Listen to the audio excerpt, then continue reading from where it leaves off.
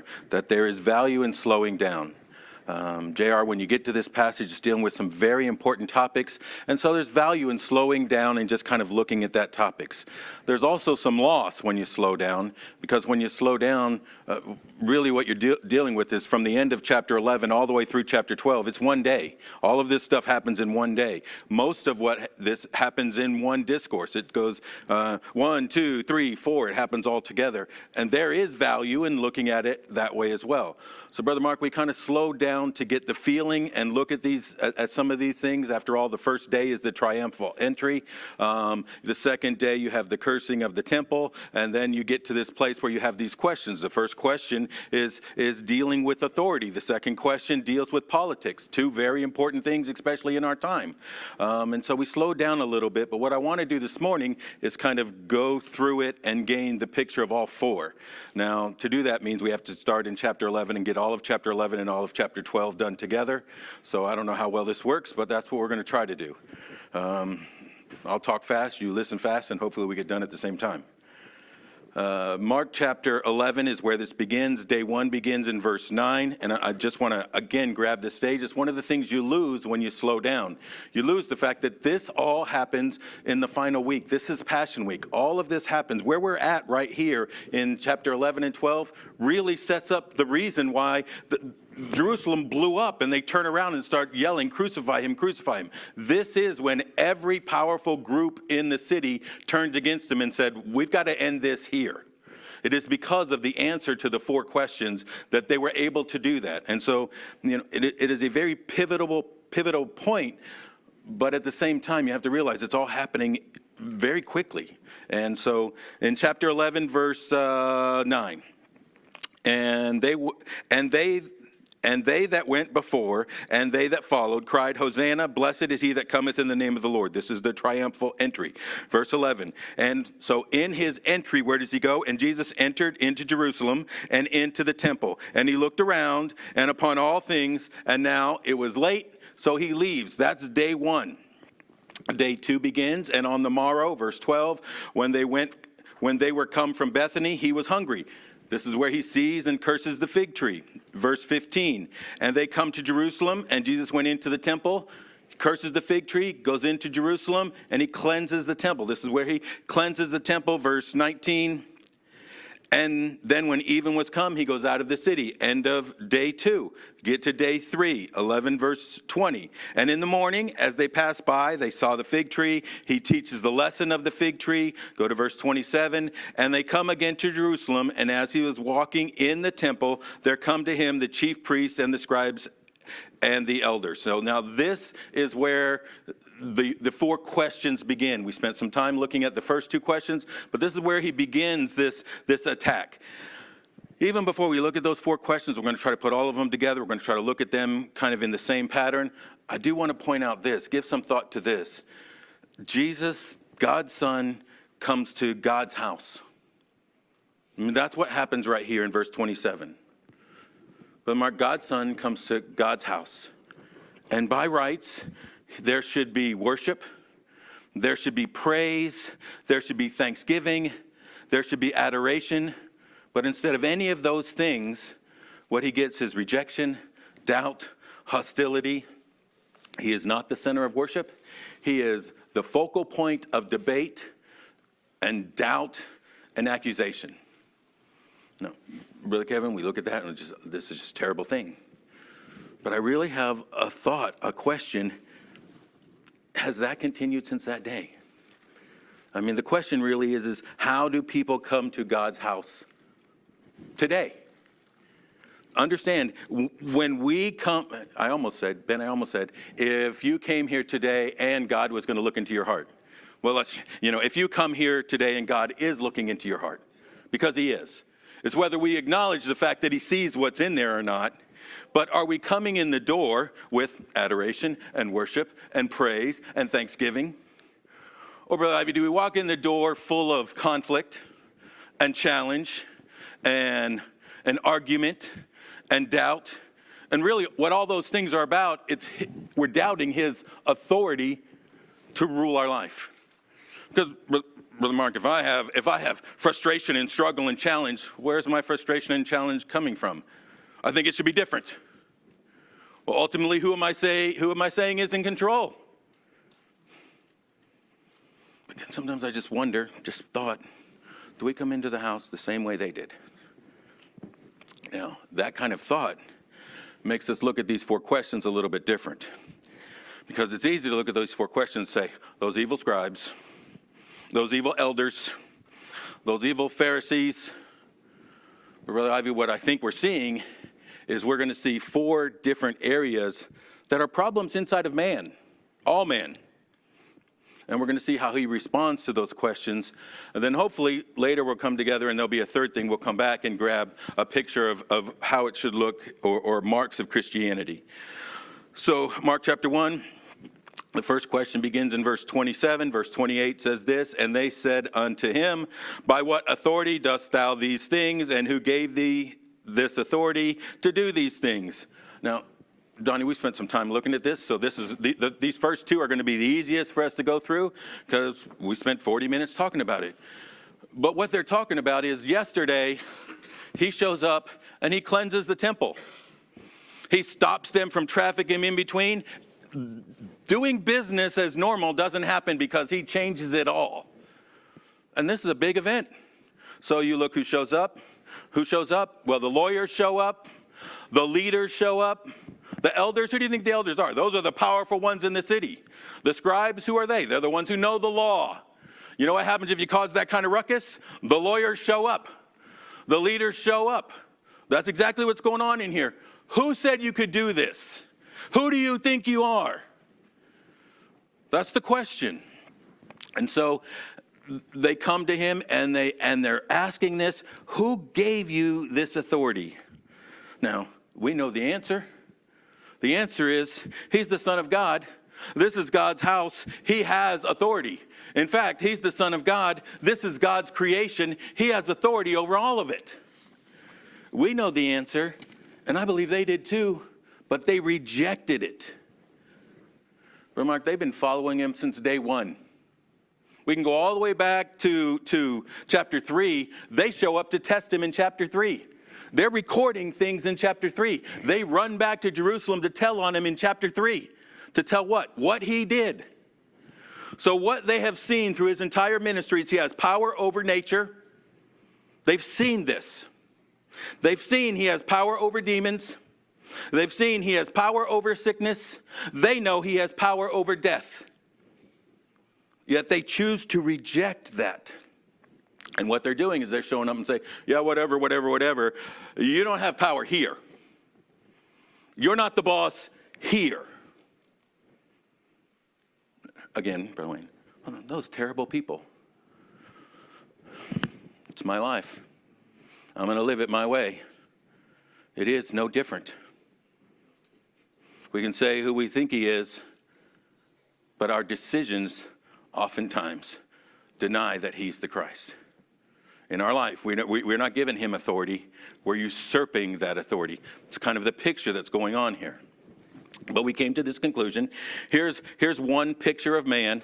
We, by we I mean man, we are rebels and we are against God by nature and have been since the garden. We resist God's truth. You know, the whole thing today is what's your truth, what's my truth? Well, that's a new thing. No, it's not. Man has been deciding what is right and rejecting God telling him what is right since the garden. We resist God's truth and we want to ignore God's Son. And if left to ourselves, we would be our own God. We would worship the self. Oh, no, we would worship the self. We would choose our own truth and we would run our own lives. Now, here is one of those great phrases, Brother Ivy. But God doesn't leave us to ourselves. And his word and his spirit call us out of this despair. And right here, I'm going to tell you what he's doing is he's bringing them to the point to doing the same exact thing. He is trying to call them to make a decision. But in their decision, they reject him. Now, There are two things I want to do as we go through. First, I want to draw out this picture of man that we can see in each question. But the second thing I want to do is I want to learn something from the way Jesus handles the question. Because if we're going to have a discourse with any person who doesn't agree with us, which is what makes us valuable and why we're here, then there is something to learn from how he dealt with these questions. We can use that same pattern. Now, here in the very first thing, we see the question. The question is, who do you think you are? But I want you to see how he responded. Brother Ivy, this is not an easy thing to do. It's not natural to do. Because when somebody calls us out, especially, independent fundamental Baptist men, we want to smack them right down with that question. We'll even justify that that's the way to respond. Doesn't exactly fit with truth and love kind of thing, but, we'll find a way to justify that. Okay. To those who were open, Jesus spoke directly. To those who were accusing, he still spoke, but he often spoke indirectly. This is a yes or no question. This is a you tell me. You tell me. Go ahead. I dare you right here in front of everyone. You tell me, Son of God. That's what they were doing. Doc, you know who he was, right? Together, we're going to agree. Son of God.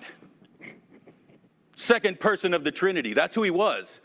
All they're asking him to do is say exactly that. But second person of the Trinity, Son of God, did not say that.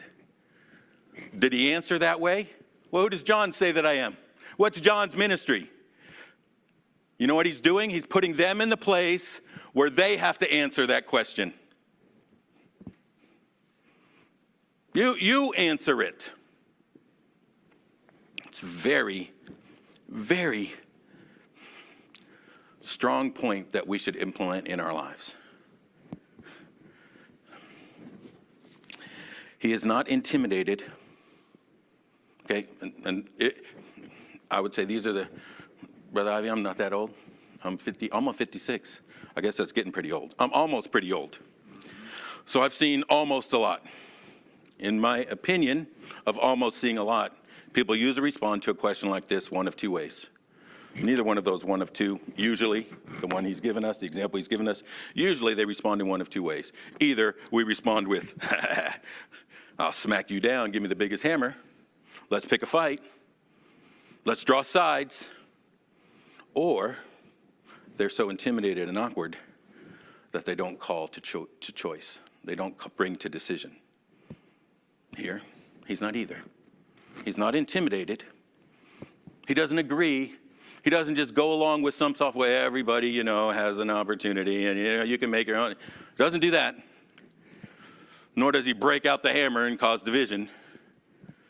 He's going to bring to a choice. Choice brings division. But when choice brings that division, who's making the division? They are. By the way, perfect picture of this, 1 John, they went out from us. Why? Because we kicked them out. No, because they were uncomfortable here. They were not of us. Okay, they're making that choice. Good illustration. You can see all the way through the New Testament. It's a good picture of how we should deal with each other.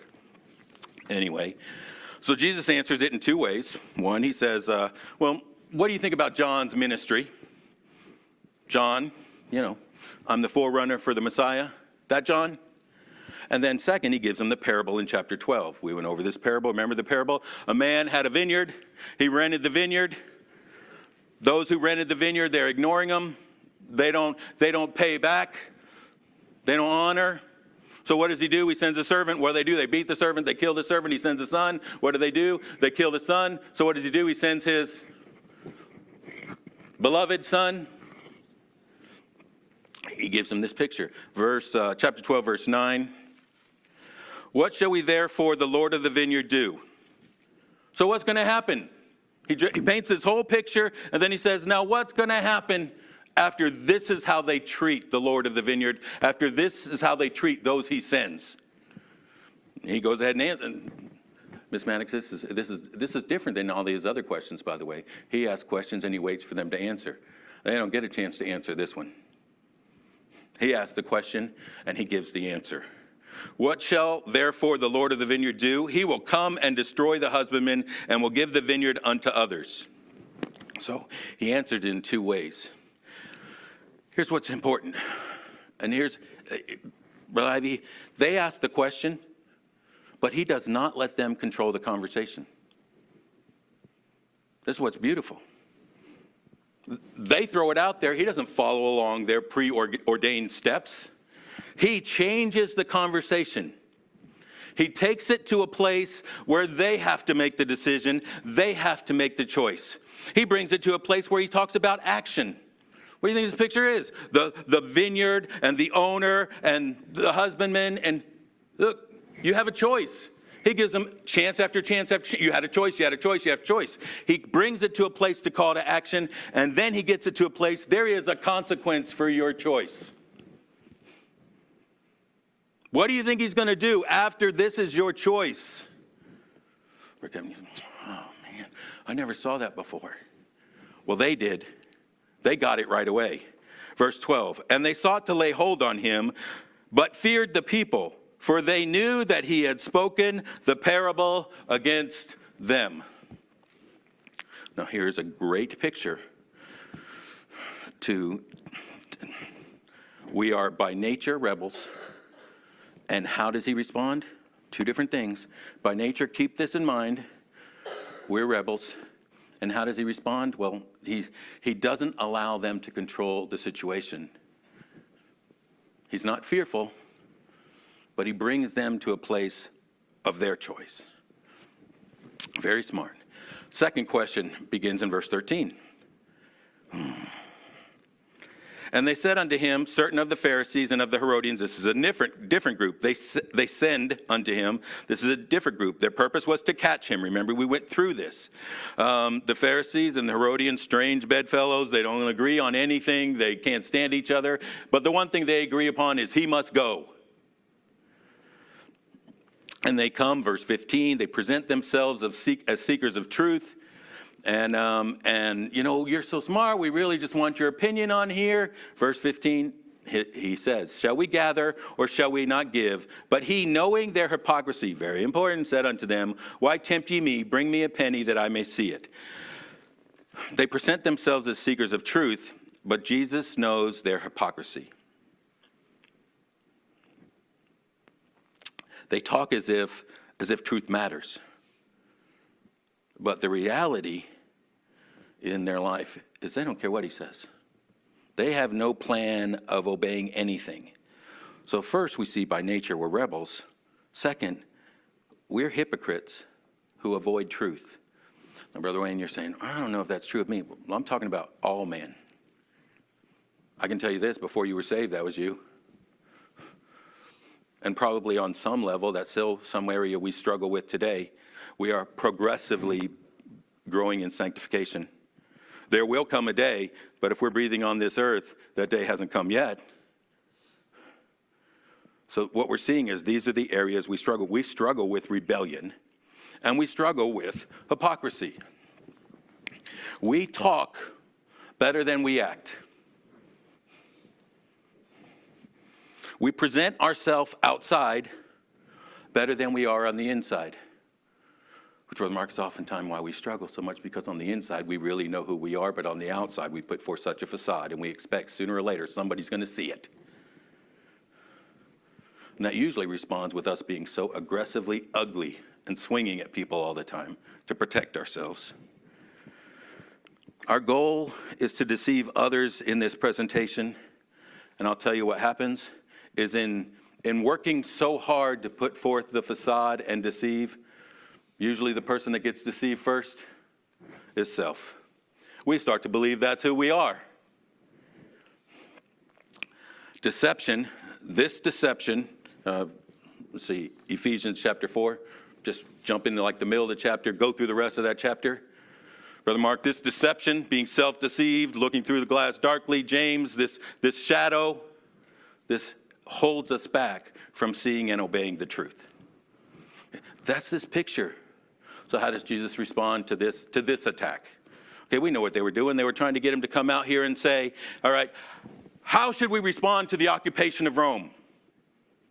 There's two thoughts. Pick a side. Pick any side. You know what happens as soon as you pick a side? You alienate the other side.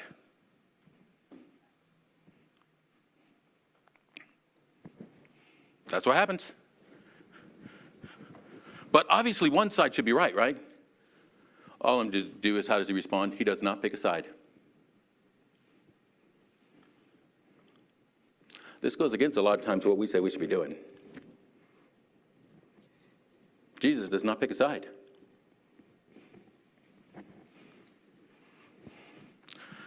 I said this last week, but I'll say it again. I believe it is a good thing, it is a great thing, it is a needed thing for Christian citizens to be involved in government, to be involved on boards, to be involved in elections. More than a good thing, I think it is our duty to do those things. Just imagine this. JR, imagine if President Trump-elect, with all of his following, would come out devout, strongly Christian. What kind of influence would that have on our country? Okay, I believe it's a duty. Okay, I just can't. I'll bring it down to like the county level. Imagine if the entire school board of Hillsborough County were deeply Christian. You know what that would do for the next generation? Okay, well, we've seen what it's done for the generation when that's not true. Okay, so Doug, this is not against doing what we should do and what we can with the opportunities given. But there is something here to learn. And time, because I'm trying to be brief, I tried to boil this down to two things. One, I think it's clear we can see Jesus' mission is not to reform the old community. He didn't come to fix the old kingdom. Amen. He came to bring in a new one. And so that needs to be our focus and our mission. And the second, his strategy to do this was not to change the law of the land. It's not what it's to change the hearts of the people. And Brother Ivy, because of this, he refused to get dragged into the debate. In fact, he answered with, bring me a coin. How should you respond? Okay, whose face is on the coin? If we get far enough, we're going to see, whose image were you stamped out in? What is render unto Caesar that which is Caesar's? Okay. The money's his. But I can't get past, Jimmy studied, I still haven't gotten past Genesis 3. In Genesis 3, I realized that I was created in whose image? So when you see Brother Wayne, I should be looking at whose image? So you give to God what's his. That's everything that you are. He refused to get dragged into the debate. But did he answer the question? He did. And he stayed on mission.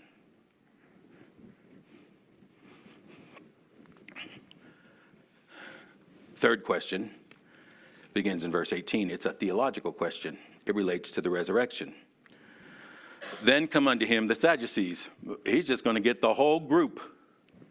Now, I learned this, preacher, I learned this as a little kid, probably 9 years old. The Sadducees don't believe in the resurrection, therefore they're sad, you see. Amen. Now, when you spend any time and really look at what the Sadducees believed in, they didn't believe in the supernatural. They didn't believe in the second coming, because how can you believe that there's going to be life after death? How can you believe? They didn't believe in that. In fact, they struggled with all the miracles. To me, this is Princeton, Yale, Harvard. This is the overly intellectual. This is the ones who just, how can you believe that? How can you believe God created the earth? How can you believe a virgin conceived? A virgin conceived and it was God. You've been reading too much Greek, Roman, bleh. How can you, this is 2000, how can you believe that anymore? Okay, that's this group. Okay, that's the group that's coming to him now. And they came to him with this great question. Okay, if you're going to believe in life after death, and all of the Old Testament is true, and the Pentateuch is true, and you've commanded these things in Leviticus and in Numbers. Here, let me give you an unanswerable question that's just going to mock and make fun, and I'm just so cynical of what you stand for. I've said this before. Faith with doubts, I think that's good Christianity. Those doubts should make us seek and ask. If you have no doubts and no thought, then there was no change here.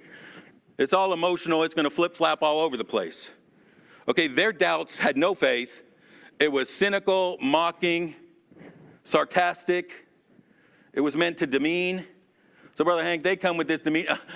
Okay, genius. Man and a woman get married. He dies. There's no kids. He has 7 brothers.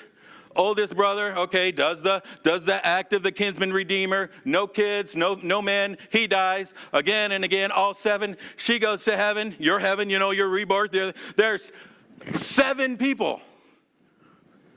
Okay, whose wife is she? In your plan, how does this work out?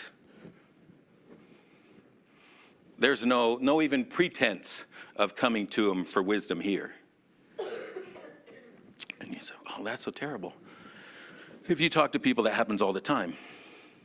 Questions like, you mean to tell me you really believe that God created the earth?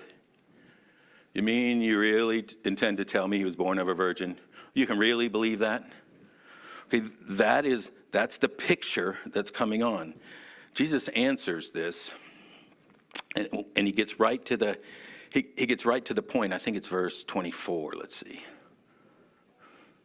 Jesus answering said unto them, do ye not therefore err? Here's your problem. Straight from Jesus. I'm not trying to read anything in here. Here's your problem, cynical people.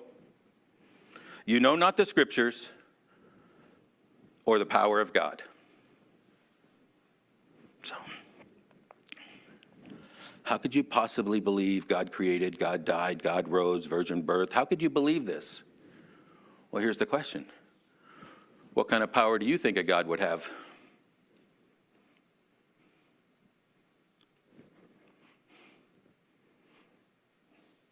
Jesus is God.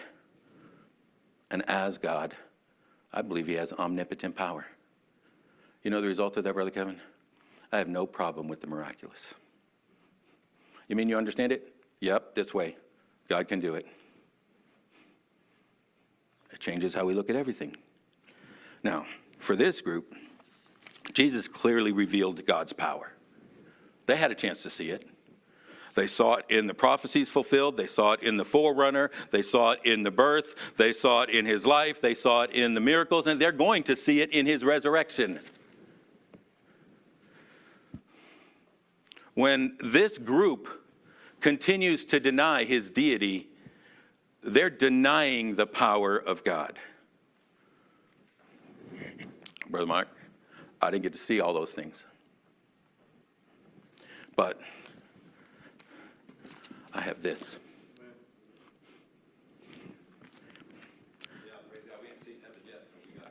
I don't know who got the advantage. Let me tell you, if the Bible was not true, they could have destroyed Christianity 20 years after, 30 years after, 60 years after. All they had to do was discredit any of these things that were written 20 years after, 30 years after, 60 years after, and it would be done. The fact that they couldn't. The Bible itself declares God's power to me. And the more you study it, the more you fall in love and are in awe of an almighty God. What do you say? There were 2 things. You don't know the scriptures, and you don't know the power of God. Those 2 things are together. If you have a problem accepting the almighty God, it's because you don't know him, because you stay away from the scriptures. And then there are just so many things we have. You know, historically, the Old Testament gets proven true over and over and over again. I was just watching something just this week about them finding, and this was done almost 30 years ago, about them going down finally and exploring the ruins at the bottom of the Red Sea at this spot. It's 900 feet deep, and it's full of chariot wheels from this period that were covered in gold. So the wood is still on the inside, although it's rotted away. The gold has held its place, and they know so. Well, Mark.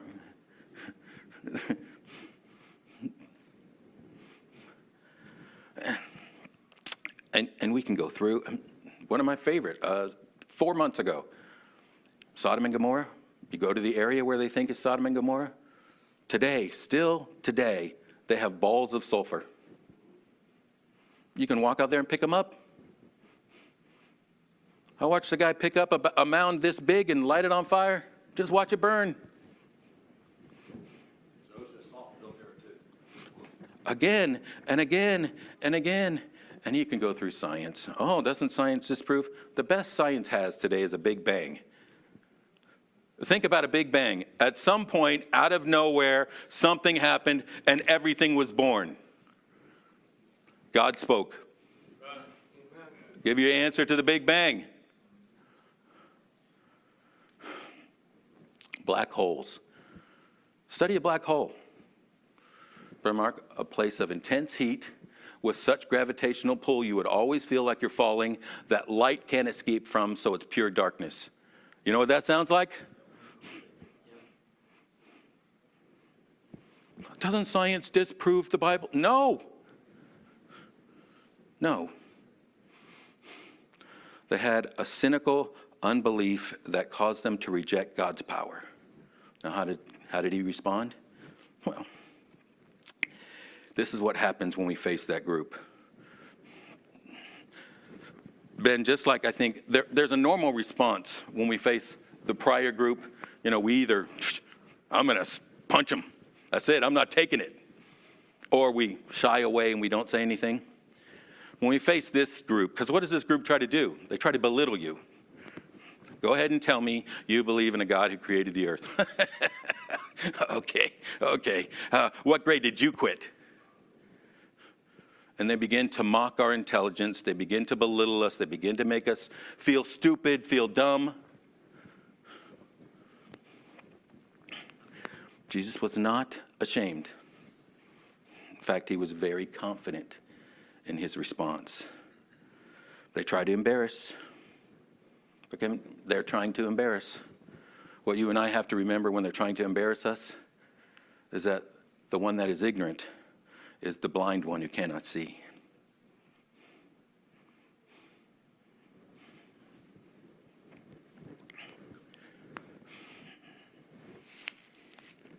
Oh, I do want to hurry. I want to get to the end. Then they ask a question, and we'll, Mrs. Hank, we'll come back next week, God willing, and we'll look at this passage. But the fourth question is kind of a genuine question. It's not meant to trap them, and it's not meant to mock. Chapter 12, verse 28. And one of the scribes came, so this is a learned teacher, came having heard them reasoning together and perceiving that he had answered them well. So he hears all of this, and to him, Doug, you know what? Those are good answers. All of that makes sense. Here, they're throwing their best fastball at him, and he's knocking each one of them out of the park. So he comes to him, and he actually has an honest question. Which is the first commandment of all? And Jesus answers him, the first of all the commandments is, Hear, O Israel, the Lord our God is one Lord. Straight from Deuteronomy chapter 6. And thou shalt love the Lord thy God with all thy heart, with all thy soul, with all thy mind, and with all thy strength. This is the first commandment. And the second is like, namely this, Thou shalt love thy neighbor as thyself. There is none other commandment greater than these. Scribe's response. And the scribe said unto him, Well, master, thou hast said the truth, for there is one God, and there is none other but he. And to love him with all the heart, and with all the understanding and with all the soul and with all the strength, and to love his neighbor is as himself is more than all burnt offerings and sacrifices. And when Jesus saw he answered discreetly, he said unto him, Thou art not far from the kingdom of God. And no man after that durst ask him any question. So here he comes and he asks him the honest question. And here's the answer. Here's the part right here where I think we can keep focus. Okay, he answers it. The scribe even says, oh yeah, I agree. Everything seems to be going wonderfully. Two people get together, they agree. Preacher, there's no challenge. But notice his last phrase. You're close. You're close. You're not there. You're close. Brother Mark, that's really our challenge. To keep on topic. To keep on focus. To speak the gospel. It's not, we agree, we're buddies. Good man. What's he trying to do? Love God with all his heart, with all his mind. What's he trying to do? He's trying to be godly to his neighbor. Close.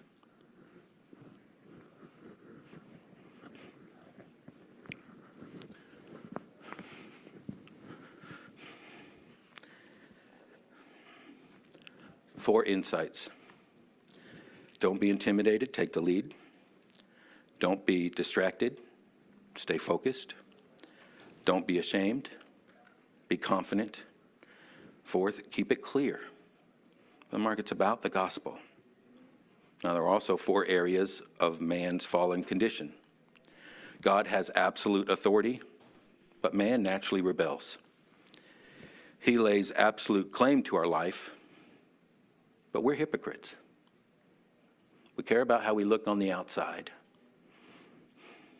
not wanting to submit. As a cynic, we avoid and deny his power. That allows us to rebel. That allows us to play the hypocrite role. And we are strangers outside of his kingdom. That's the place of man.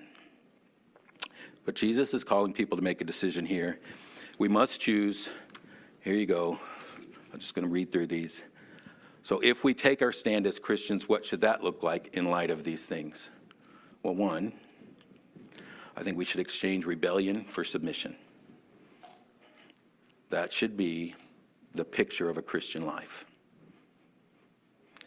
Faith and trust in the fact that he is good and his way is best promotes submission.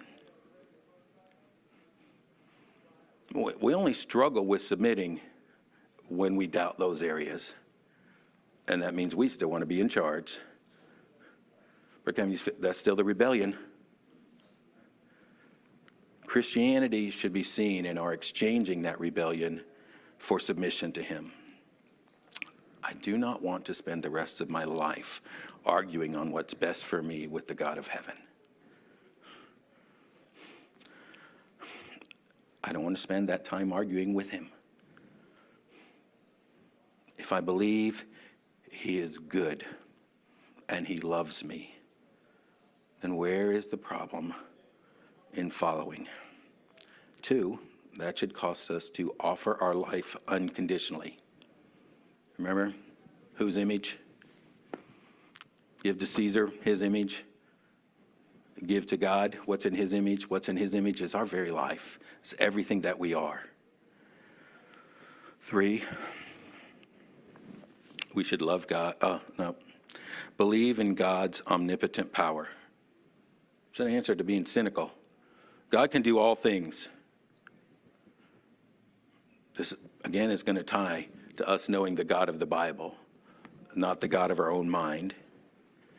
And then four, love God and the people he has placed around us. Now, next week we'll look at this a little bit. There's a big comparison, love and love. There's also a contrast. It gives us a picture of how we should love God. When it talks about loving each other, it's love as self. And so hopefully we get a chance to look in that. But simple, I don't want to be like the scribe. Preacher, I don't want to hear You're not far. I don't want anyone I know to be like the scribe.